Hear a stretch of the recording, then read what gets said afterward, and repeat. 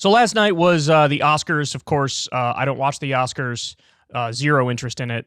But there was a moment that absolutely blew up. Everybody's talking about it. It lit Twitter on fire. There are giant debates happening now.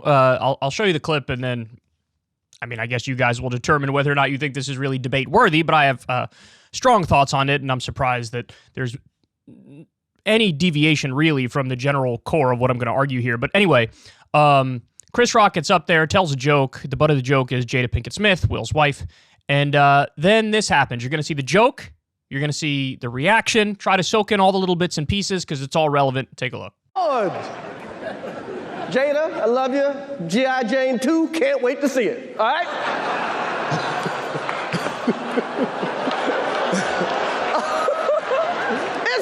That was a nice one. Okay. I'm out here. Uh-oh, Richard. Oh, wow. Wow. Will Smith just smacked the shit out of me. Keep my wife's name out your fucking mouth. Wow, dude. Yes. It was a G.I. Jane joke. Keep my wife's name out your fucking mouth! I'm going to, okay? Okay. Whoa. Okay. So there a bunch of moments stick out there. First of all, at the end, Chris Rock, I think, does a good job recovering at the end when he's like, that was the greatest night of television in history, or whatever the fuck he said. Handled it professionally. Now, if you go back and watch that clip again, you'll notice that there's a moment there where Chris looks like he's about to say something else and like start another joke because that's in his nature, and it looks like, it may be targeted at Will and Jada yet again, but then he catches himself and backs it up. He could have, kept roasting them after that, although there was a pretty big incentive put in front of him, like, you probably don't want to do that. But nonetheless, it looked to me like he was about to start saying something else, like, crack another joke at Will's expense or something, and then he just reeled it in and was like, well, at least that was good TV, and moved on. So I think that Chris Rock handled that well. Now, let me break this down for you because, some people might not understand the context here. So G.I. Jane, G.I. Jane is badass female soldier, and she has a shaved head. And so Chris Rock makes that joke because Jada has a shaved head. Now, my guess is, and I don't know for sure, my guess is Chris Rock thought that Jada just had a shaved head because she chose to have a shaved head, when in reality she actually has this condition called alopecia, which leads to basically patchy balding. And so she's spoken openly about that. I don't think Chris Rock knew that. I think that he just thought it was a joke about her hairstyle, her haircut, thinking that it's something that she chose. And also, by the way, the joke is a comparison to G.I. Jane. G.I. Jane is like a badass, and so it's almost like there's really nothing that's putting anybody down over it. It's like saying you'll be in G.I. Jane too because you're also a badass, and like won't that be cool? But, I don't think he knew she had alopecia, first of all. But second of all, even if he did, and we'll get to more on this in a little bit, but even if he did, the joke is still fair game. Now, again, I'm going to come back to that in a little bit. So that was the joke. Now, at first, I don't know if you guys caught it, but Will laughed. So he was laughing at first, and it seemed like a genuine laugh. It didn't seem, because I was watching closely. I watched it a few times to see if Will gave it the old ha ha ha ha ha, like the old yeah, that's so funny. No, it didn't look to me like he did that. Now the camera does cut away from him, so I can't say with 100% certainty, but it looked like he was genuinely laughing.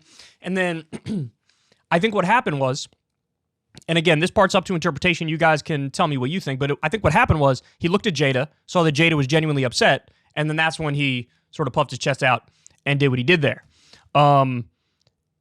But then, of course, the next question is, was it a work? Was it, because that's the other, some percentage of people are saying well, they obviously staged this. And I think probably the biggest piece of evidence that they offer is, well, Will was laughing and then all of a sudden he gets really mad. Again, I think he was laughing, then he looked and saw Jada was upset, and then he started getting angry. But I don't think it's a work, man. And let me say this. If it was a work, they are better than the best actors I've ever seen in my life. Because Chris Rock looked genuinely unsettled there, and Will seemed genuinely pissed off. Now, granted, Will Smith is a phenomenal actor. Didn't he just literally win the Oscar for Best Actor? Of course. So But still, it looked real to me, dog. It looked real to me. I'll set it at like 80% I think it's real, 20% I think it's fake. I'm pretty certain that it was real. Again, I'll leave that up to you guys. You can determine. You can fight it out in the comment section or whatever. I'm sure a lot of you guys are fighting it out on Twitter right now. So now I'm going to get to the main point in a second, and the main point is something that I'm concrete on. Like I'm not budging on the main point at all. And in fact, I think it's kind of crazy that anybody is. But I saw a Twitter poll on this. And the question was Will Smith in the right? And there was yes and no. And I swear to God, the breakdown was 50-50. 50-50? Twitter is the place that you go when you want to learn that literally anything can happen, and all of a sudden it becomes debatable. It becomes like a raging debate. It doesn't matter what the fuck it is. All of a sudden you go on Twitter and there's somebody there's at least like 30 or 40% of people who are taking the position that seems like there's no way anybody would take this position. Now, after this, the craziest part is after this, Will Smith won an Oscar. And he went and gave his acceptance speech, and he was saying that he's a fierce defender of his family. And he compared himself to, the father of Venus and Serena Williams. They said he was a crazy father. He was like, look, art imitates reality. Apparently, I'm the crazy father too. And he also went on to say, like, I'm on a mission from God or something like that. And then he spoke about peace and love. Come on, man. He was crying through the whole thing, which, look, I kind of understand. Like, I get it. You won an Oscar. That's an emotional moment for a lot of people. But at the same time, he said he's not crying about the Oscar. He was just sort of tearing up and talking about being on a mission from God, and he's a fierce defender of his family. And I do have to say, though, he seemed to me, both, by his actions and by what he was saying when he was talking, he seemed to me like he was just sort of unhinged.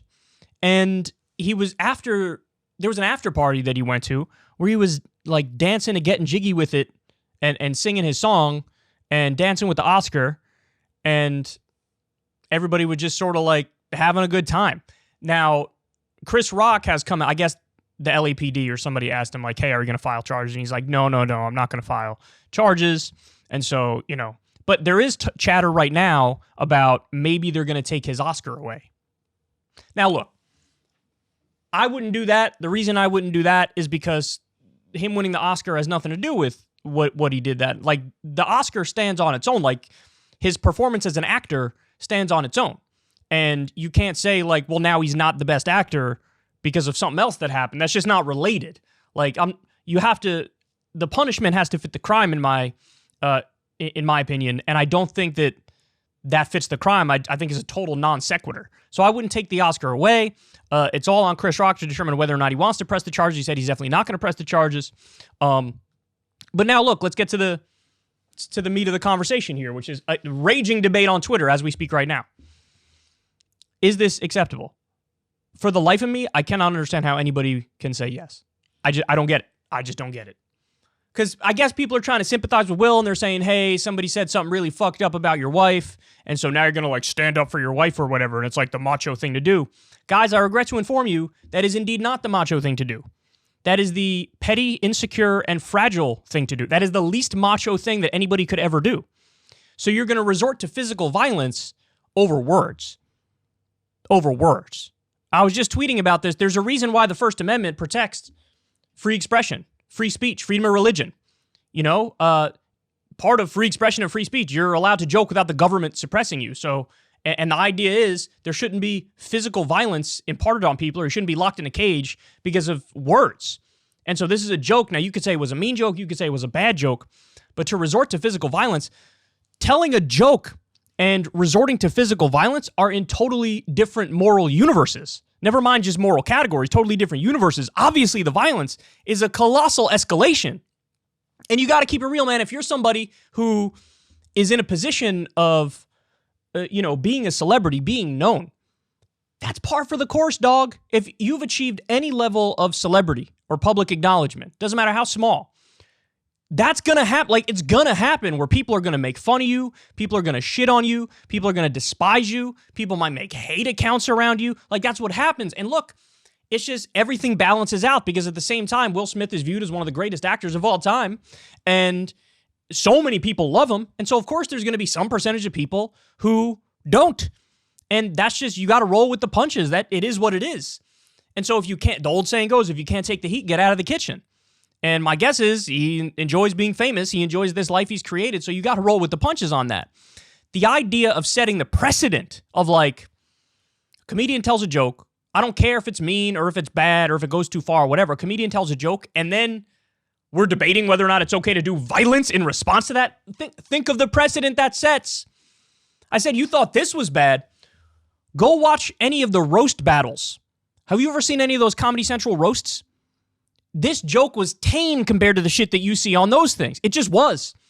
Now, if we apply this standard objectively, where some people say, he's doing the right thing, he's defending his wife's honor, et cetera, should every roast battle turn into a melee where everybody's beating everybody's ass because people are insecure and have hurt feelings and are fragile? No. That makes absolutely no sense. And of course, the biggest piece of hypocrisy of all are the people who, on the one hand, will turn around and talk about the suppression of free speech on college campuses and how comedians can't make a joke anymore without having the mob come after them, and then turn around and say, well, I think what Will Smith did to Chris Rock was based because he's defending his wife's honor or whatever. No. That's totally unacceptable. Look, I wasn't even going to talk about this story, but the thing that made me feel like I want to go out here and say something now is that I saw the reaction, even on my Twitter timeline, where it literally appeared like a 50-50 proposition, where a lot of people were like, hey man, look, I kind of understand where he's coming from. Chris Rock stepped out of line. He said something fucked up. He did this, he did that. I simply do not give a fuck how fucked up what he said was. It's a joke, and he's doing his job. This is his job. This is what he does. And in the context of sitting in the front row at the Oscars, you're consenting to having people roast you, any of the hosts roast you. It is what it is, man. And so, look, it just strikes me that he's genuinely fragile. And I will say, it's a little weird that there was that whole thing that exploded with Will Smith and his wife, Jada Pinkett Smith, and how Jada Pinkett Smith and August Alsina had a relationship. And apparently, August Alsina doesn't have a scratch on him. And Will, to me, whatever he says, he looks to me like he wasn't really all that happy about the fact that Jada was basically dating this younger man. Now, maybe I'm wrong. Maybe it's an open relationship. Maybe he is genuinely okay with it. From what I could gather, watching them talk about it in various forums, it struck me like Will was deeply hurt at the fact that Jada Pinkett Smith was looking elsewhere. So you got August Alsina and Jada Pinkett Smith in a relationship, and a lot of stuff was going down in that relationship, and he don't have a scratch on him. So you're allowed to have sex with his wife, but you can't make a joke about his wife.